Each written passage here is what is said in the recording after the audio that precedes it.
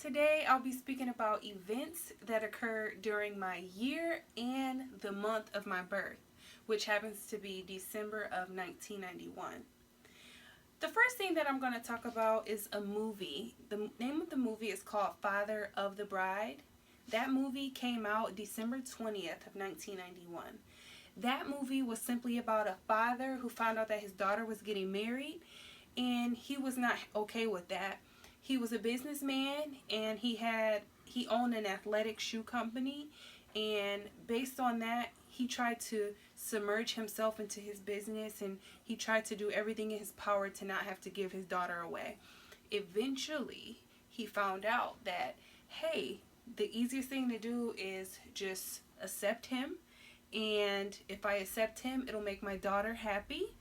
And that's what he did in the end. He just accepted the guy, and it made his daughter happy, and he realized, what the heck, I'm okay. Another thing that I'm going to discuss is that the gas prices. Now, when I looked up gas prices go during certain amount of times. So the gas price was $1.14, but that's going to be for a few months span. But it was $1.14 in December of 1991 as well. Another thing that I'm going to talk about is the #1 song in the U.S. That's going to be by none other than yours truly, the king of pop, Michael Jackson. Everyone knows who Michael Jackson is. I'm sure everyone knows plenty of his songs. I'm not sure if you all have heard about this one, but the name of the song is Black or White. What Black or White was talking about is equality. He talked about a girl that he was pursuing. He talked about things in the world and how people should accept people for who they are. Basically, what he was trying to do is bring people together, and I believe that the song did just that.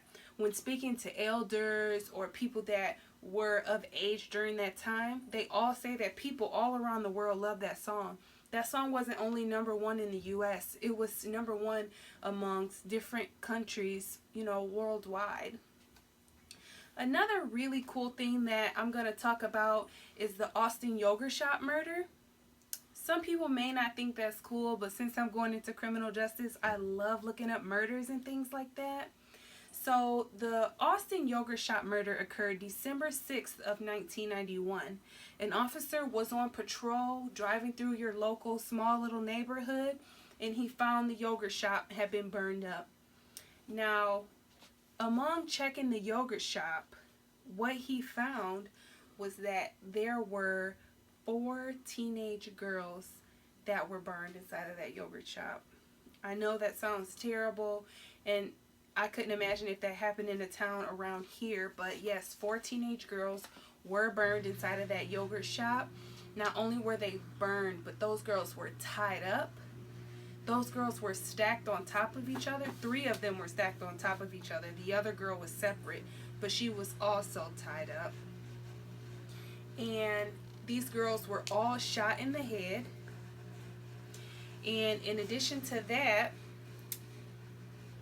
after they found that these girls, these things happened to them, 2 men came forward to say that they did the crime.